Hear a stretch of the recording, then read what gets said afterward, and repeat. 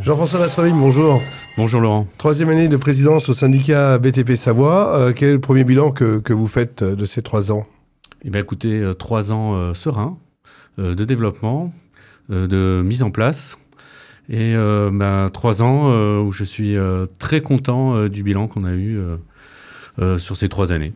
Alors bien sûr, on va en reparler, beaucoup d'initiatives aussi.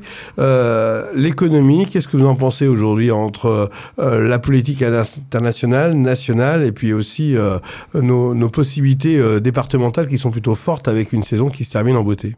Une saison qui se termine en beauté. L'année précédente qui était plutôt convenable pour le bâtiment hors secteur logement dans notre département. C'est pas le cas des promoteurs quand même, il faut le dire. Hors secteur logement, je précise bien. Les entreprises qui dépendaient à 100% de l'activité logement, donc de nos promoteurs, ont vraiment subi un frein. Certaines ont vraiment eu des difficultés, sont retrouvées au tribunal. Et ça veut dire que certaines se reconvertissent pour répondre à d'autres demandes? Alors nous, au syndicat, on a toujours travaillé à ce que nos adhérents diversifient leur clientèle, diversifient leur savoir-faire. Aujourd'hui, il ne faut pas savoir faire que poser des cuvettes de toilettes, par exemple, quand on est plombier. Il faut savoir faire un peu de ventilation, de la plomberie, du chauffage. Je parle pour mon domaine que je connais, mais il faut savoir travailler pour un jour un promoteur, le lendemain travailler pour une collectivité locale, le surlendemain travailler sur un projet en montagne, un beau chalet de luxe. Diversifier, c'est gagner. Voilà. Alors les collectivités ont peut-être moins de budget et sont peut-être un peu plus draconiennes, alors que déjà les appels d'offres sont compliqués. Alors, les collectivités, les donneurs d'ordre, les bailleurs sociaux, on les a tous rencontrés au mois de mars. La grande partie maintiennent leur investissement.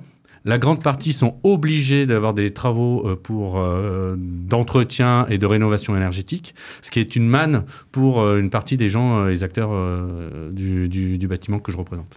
Donc vous pensez qu'aujourd'hui, votre profession, votre filière est plutôt en bonne santé et sur de bonnes rails? On n'est pas en super bonne santé. On est dans de bonnes situations. 2025, les carnets de commandes sont pleins pour 98% des adhérents du syndicat du BTP. Et on fait partie de ces départements qui sont une exception au niveau national. Et on a cette chance. Une chance aussi d'avoir du Lyon-Turin, une chance aussi d'annoncer les JO 2030. Une chance aussi d'avoir le Lyon-Turin, effectivement.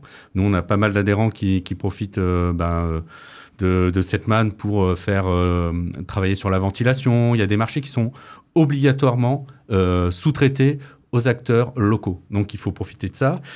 Nous, le syndicat, justement, on profite de nos réseaux pour apprendre aux entreprises comment répondre, quels sont les interlocuteurs et par quel canal y aller.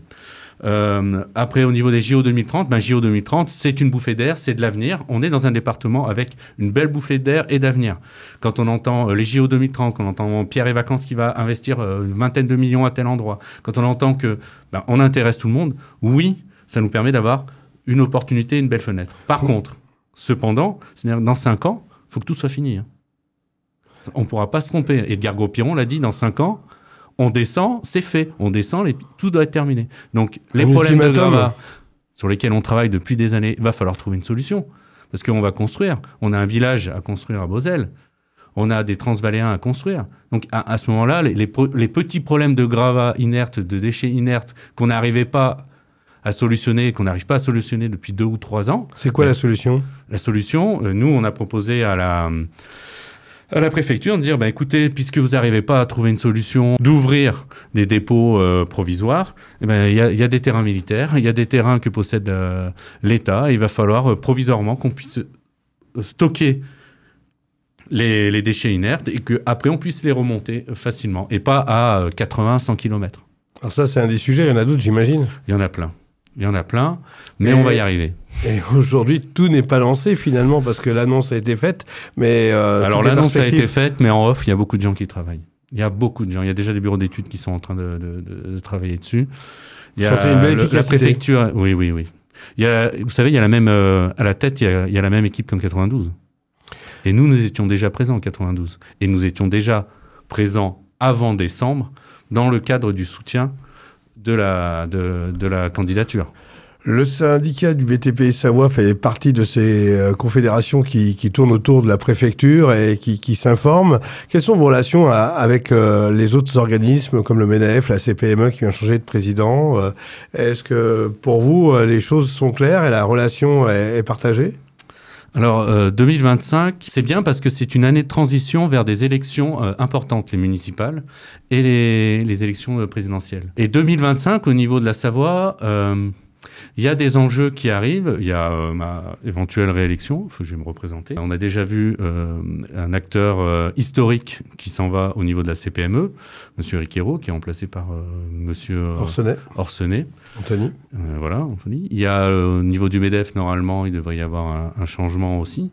Donc, en 2025, il va y avoir toute la petite carte locale qui va se redistribuer. Parlons des actions du syndicat du BTP maintenant. Bâtis tes rêves, c'est un dossier qui vous tient à cœur parce que c'est la jeunesse qui est mise en avant. Eh bien, effectivement, Bâtis tes rêves, on va sur la 10e année, hein, on y arrive.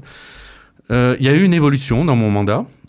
Historiquement, c'était en gros, on voyait 1200 collégiens dans tous les collèges de Savoie. Depuis 1 an et demi, on a ouvert ça à quasiment l'intégralité des lycées. Et maintenant, nous travaillons avec l'Université Savoie-Mont-Blanc, les IUT, et nous allons à la rencontre donc, des étudiants, des lycéens, des collégiens, pour arriver à promouvoir nos métiers. Parce qu'aujourd'hui, il faut voir qu'on se pose des questions sur 2026-2027, nos carnets commandes sont pourtant pleins en 2025, et nous recherchons tous des talents. Et ces collégiens, ils ont envie d'aller dans vos métiers parce que c'est pas toujours glamour vu de l'extérieur. Je me trompe ou pas? Eh ben malheureusement, ça fait 25 ans que je suis dans le métier. Il faut toujours se battre contre des a priori, effectivement. Cependant, ce qui change depuis une dizaine d'années, c'est que le regard du corps enseignant a changé. Réellement, ils savent qu'il y a des opportunités. Il y a une compréhension qu'on peut évoluer dans nos métiers. On va partir du manœuvre jusqu'à l'ingénieur. Et qu'on est quand même le 2e employeur du département. Vous avez aussi un rôle juridique auprès de vos adhérents et Dieu sait que les dossiers se succèdent au fil du temps.